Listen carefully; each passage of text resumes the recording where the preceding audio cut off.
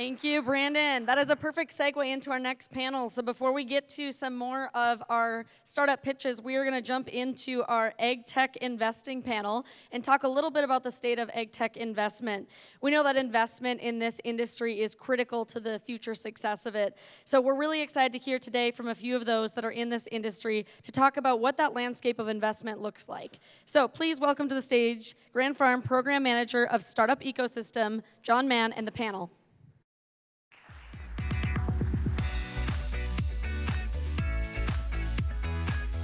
Thanks, Catherine. Is it on? There we go. Hello, everyone. My name is John Mann. I'm the Startup Program Manager. I remember, gosh, it must have been about 7 months ago when Joseph reached out, applied for a startup plot, and said they were doing some things in North Dakota. And I was like, this sounds so awesome. And here we are 8 months later, and they're out at the farm taking tissue samples. And we're so excited that they were able to come out here. So now we're going to be talking about a little bit about venture capital. So I'm joined here by Suhas Narayanaswamy, Tim Dixon from Dial Ventures, and Carter Williams from iSelect Fund. And sorry, Suhas from Lewis and Clark. So if you guys wouldn't mind introducing yourselves, telling us a little bit about your backgrounds and your funds. I'll start. I'm probably the outlier here. I'm an operator in my whole life. 5 startups, 2 on the East Coast, 2 in Silicon Valley, 1 in the Midwest. Just recently, about 2.5 years ago, I transitioned into this industry that I love, run a venture studio, and we have a venture fund that's behind the work we do, investing in new startups at the digital layer in agri-food. Good morning, everyone. It's great to be here and great to see such a great turnout. And congratulations to the team at Grand Farm for putting this together, as well as the recent inauguration of a new building that is building an amazing ecosystem in the space. My name is Suhas Narayanaswamy. I am a principal with a St. Louis-based venture capital firm called Lewis and Clark. We invest at the intersection of food, agriculture, and novel biomaterials, typically in the Series A and B stages. We manage together about $400 million of capital and have made over 25 investments. In the Fargo area, we are an investor in Bushel, which has been a great success story for us as an investor, as well as Fargo as a region. And going back, I started my career in the agribusiness side and come from the entrepreneurial side, and it's great to see the turnout from the entrepreneurial ecosystem here as well. I'm Carter Williams. My background, engineer by training. Early part of my career was at McDonnell Douglas and Boeing. If you've seen Maverick and the Super Hornet, I was involved in that program for 5 years. At the start of my career, sort of ended my career at Boeing, leading the R&D investment in Phantom Works. I built, and after that, energy-related startup that sold out to Johnson Controls, one of the first IoT layers. And then we started iSelect, which is a venture fund focused in and around the area of food as health. We generally concentrate on the fact that the US spends about $1.7 trillion on food. It spends $1.9 trillion on the healthcare cost related to poor nutrition. We invest on the AgTech side and the health tech side to get rid of that $1.9 trillion. Awesome. And Tim, I want to come back to you. Could you tell us what's a little bit different about your guys' investment model? Yeah, I would almost call myself an anti-VC. I did that for many years, trying to raise money over the years, and it's a struggle. So the way we've designed our venture studio is we really cater to the entrepreneurs. We let them co-create with industry partners. We ask them to come in driven, but with no ideas, because our process allows us to bring out that problem set and then bring solutions to the market that the industry wants. And we prove that by getting to revenue a lot quicker than most startups. That's awesome. I know there's a lot of folks from NDSU in the crowd. We should definitely find Tim after the event. But getting into kind of the first question, in the last 4 years, we've seen a massive run-up in capital invested in agriculture, followed by a precipitous decline. What do you think that the primary factors influencing this were? What do you see going forward in the next 2 to 3 years? Do you see a change, a kind of return to large investment? Suhas? Sure. Yeah, so if you look back at the AgTech investing ecosystem and go back to what was the first success in this space, which was climate, and that kind of like triggered a wave of innovation and a wave of new startup companies, as well as a bunch of funds. It's been incredible to see how the ecosystem has gotten stronger in terms of entrepreneurs building companies across a range of different opportunities, as well as venture capital firms available to support those entrepreneurs at every stage, from seed to A to B, all the way through later stage and growth. And if you look at what happened over the 2021-2022 period, it was essentially following the broader theme around what happened in venture capital, and ag and food also followed along in that trend. And some of the excesses that were created were partly due to significant capital availability in a zero interest rate environment that triggered massive capital deployment from a few funds that took evaluations to an extraordinary amount, and also resulted in some SPAC events like IPOs and SPACs that weren't valuations that were sustainable. So now I think what we are seeing is a normalization of valuations, and if you look back to pre-COVID 2019 years, the valuations and the investing trends are normalizing to those levels, and I think that is going to be what we should expect going forward.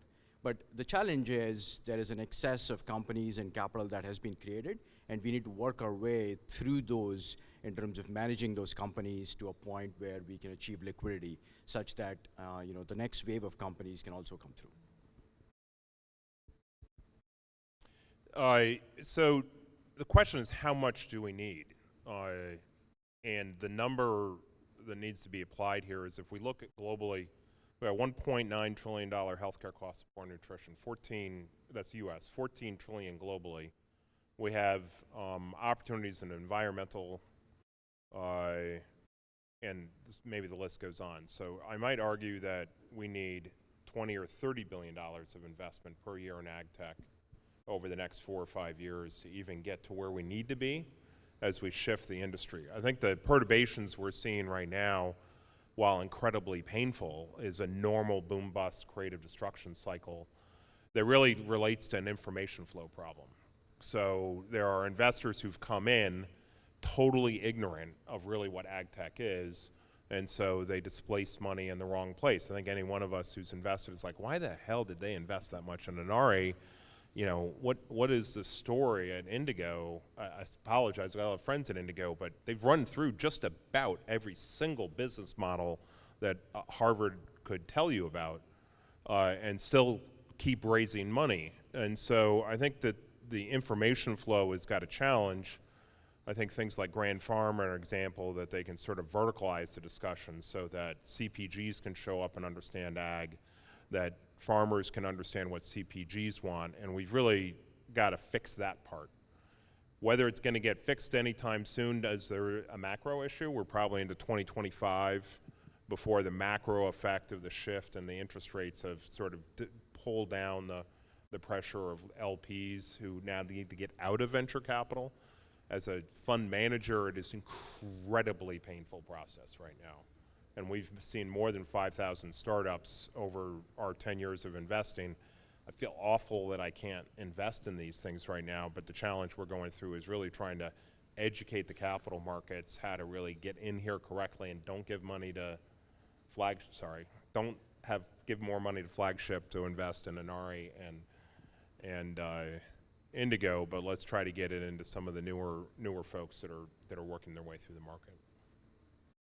Yeah, I mean, just a short comment. My background is in math, statistics, psychology. I mean, I really look at it as just a discontinuity function. I mean, we were hit with COVID, and that's a big step, right? Negative or positive. So a lot of the behaviors you're seeing are just based on disruption of supply chain. You're seeing exuberance around crowd behavior, or at least we saw that to run it up, home delivery, different things like that. And now it's just part of, like you said, a normal cycle of ups and downs that we see in every industry. So McKinsey shared a statistic that of 349 well-funded startups they talked to, about 30% of them are running behind on fundraising targets. we're obviously in a period of less capital being deployed, flat rounds, down rounds. How is this affecting your portfolio? Is this an opportunity going forwards for some of them, or is it as dire as it looks? Yeah, I think that's exactly right. If we think about the number of companies that have been funded over the past 5 years, there is a significant company inventory, right? And all of these companies, particularly in the latest stage, were able to raise the A, B, and the C rounds pretty easily. But then, if you look beyond the horizon there, the capital has to come from outside of conventional food and ag investors, right? And there are a lot of companies chasing, capital that is sort of limited. However, if we look beyond just food and ag, the universe kind of blends into climate investing. And if you look at the climate investing space, there is a lot of new funds that have been raised over the past 2 years, and there's at least 20 funds with over $1 billion of fund sizes that are sitting on dry powder and waiting for opportunities to invest. So the good news is there is plenty of dry powder. The bad news is the sentiment around investing, as well as just the realities of do fundamentals make sense in terms of what the company is doing and the probabilities of exit, have to kind of work its way through that investment process. And there are going to be some casualties along the way, but I think we're going to come out better and stronger from this. And we are helping our companies tap into non-conventional investing sources, whether it's strategic capital, sovereign wealth funds, as well as investors outside the US, as well as climate investors who have recently raised funds and are sitting on dry powder. We have to make the case to those investors that food and agriculture is an investable opportunity with an ability to build a long-term business which can be profitable and can create value over the long term. And that is the case we are helping our companies make as they go and talk to these later stage investors in different verticals and sectors. One thing I'll add about what a VC is to some degree is it's a tool of information flow and discovery of opportunity. So we've seen 5,000 startups. And I've seen startups come in and say, you know what was wrong with an Ari business model or the Benson Hill business model, and then they articulate their business model, and it was tried by those companies. So there are those kind of cycles that go on that when you talk to a VC and they sort of are reluctant to invest, they've seen a particular cycle and they're trying to figure it out. I think to fix this problem of what do we do next is VCs are good for summarizing and pulling that together. And I've recently, for example, started publishing a lessons learned thing on LinkedIn once a week. The intent there is to try to take the knowledge we have and spill it out, and maybe other people out there will learn. So one, pay attention to that kind of information. Two, if you're an investor who's long in this space, whether you're ag credit or you're the co-ops or other people that are long, the market there is long. It's going to be a little tough. So I think the VCs who are here are looking for capital. There may be a good way for us to be able to align that capital better. If you're a startup, I think you need to expect into 2025 that we're going to have a huge capital problem. You may have a great startup, but us firms are really trying to struggle to help the existing things that we have, and that's our fiduciary responsibility. So I think you as a startup, the most important thing that you need to do is not pay attention to capital or customers instead. So customers are your first priority, and to try to evolve that out and get some more discovery. We will work really hard to try to still figure out how to form up capital to invest in you. And then I think on a customer standpoint and farmers, you need to think that this world's changing. When the Ozempic comes in and disrupts the food system and reduces demand for calories by 25% to 45%, depending on the market segment, we're going to see things change on the CPG side. We're going to see health coming in. We've got the climate issue coming in. We don't know whether that's a distraction on the right thing or whether that's a complement. You have SAF coming in that may screw up what are we using soy for? And is soy going to go into the food system? Is soy going to go into the fuel system? And so we've got a lot of disruptions going on here, and I would say that for customers and co-ops and such, we should try to work together with we as an investor want to work with you to try to figure out what the path forward here so we can clarify things and bring more capital into the market. Yeah, I feel I'm a little bit insulated from this question because we only work on pre-seed, so we've closed a couple of seed rounds, and they've all been up rounds for us. We kind of started investing in the trough, so it's kind of unfair. You timed the market perfectly. Yeah. Another reason to come Timing talk is to him everything, afterwards. right? Yeah. So a couple of you guys have background outside of agriculture. What exists in these other ecosystems in these other sectors that is missing in agriculture to help with this technology adoption and help it, get adopted by farmers faster, get developed, and reach the right hands? I thought about this. My answer might seem a little flippant, but it really isn't. My answer is coffee shops.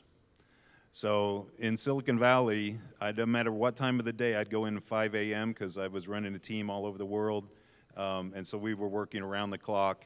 I'd go into a coffee shop in Silicon Valley, and deals were being done, and people were sitting around a table scribbling out ideas and products, and unfortunately, we're a little different. Our demographics are different. We're a geographically dispersed production plant, and so we don't rub shoulders with everybody, certainly not on a daily basis. This is great, this kind of conference that we have here to get together and ideate and really drive innovation, but we're not within 1,800 square miles like Silicon Valley is, so you don't have that close connection around innovation. So we got to foster that. We have to encourage that in other ways besides a physical coffee shop. That connectivity is really crucial and gets back to a little bit, get close to customers. That if you're developing technology in Silicon Valley, the customer for your technology is in that coffee shop, and through randomness, you will run into it. So I think that in this particular market, we got to figure out how to communicate more with the other parts of the channel, and that customers need to step in a little bit and say, look, the world might be changing here dramatically, and I got to go listen what these people are doing. I don't have an easy answer on that. It is a different industry. This is an industry that's going vertical, meaning that there will be a point in the near term where Nestle's going to be showing up on the farm and saying, I'm going to buy this IP version of soy for this purpose because we need more nutritional density.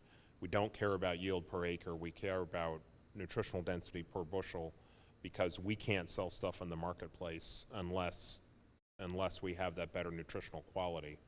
So there's taking this a step further. It's the coffee shop connection, but now all of a sudden, it's not a farmer talking to the processor. It's a farmer talking to the CPG. And when you talk to CPG, if you talk to farmers about CPGs, they say, "What's a CPG?" So we've got a gap there in that communication process. So how do we, sorry, Suhas, but I want to double down on working with farmers. Do we need them more involved in this entire process? And if so, how do we actually go about engaging them? Because we talked about coffee shops, we're spread pretty far wide in North Dakota. You want I mean, we consider Dial Ventures an ecosystem platform. I mean, we're all around people and relationships. I mean, for example, we have industry roundtables that we do twice a year. We bring in experts into Chicago.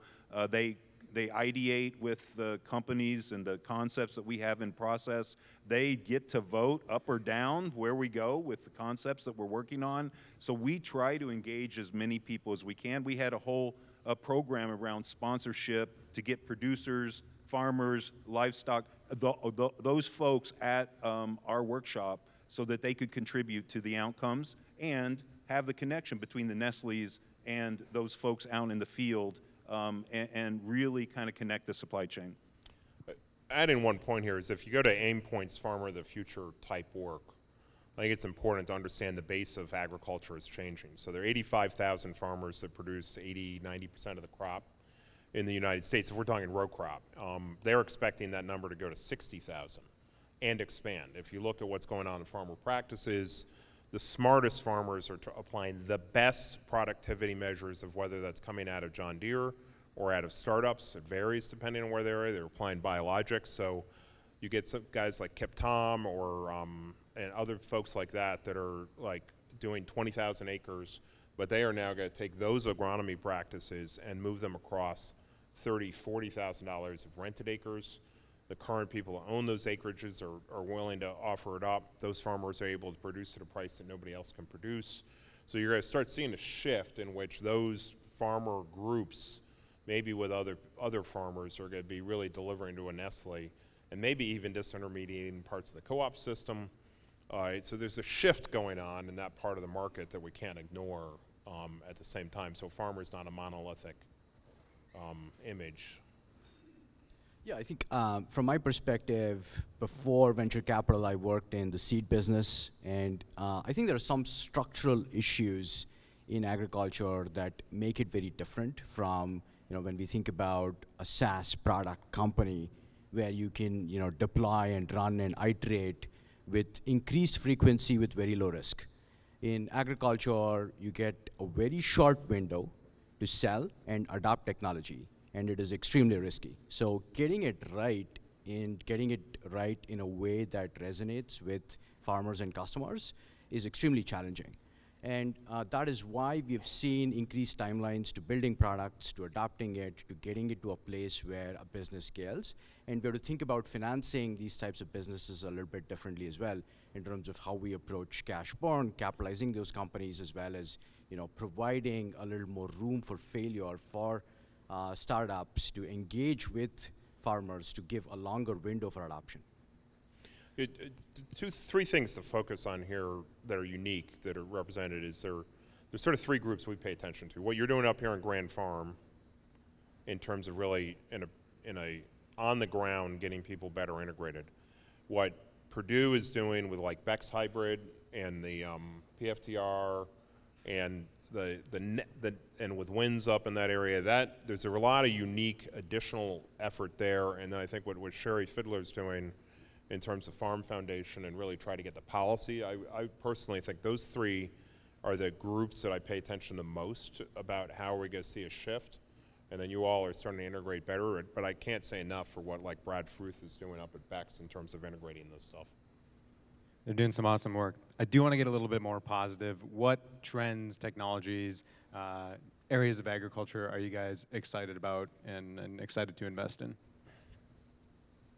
Yeah, I think when I look at the very long term and the horizon, and I think David earlier talked about some of the immediate challenges in the supply chain. And if you think about it much more in the long term horizon, the dominance of corn and soy in US agriculture in global agriculture is just quite mind-blowing.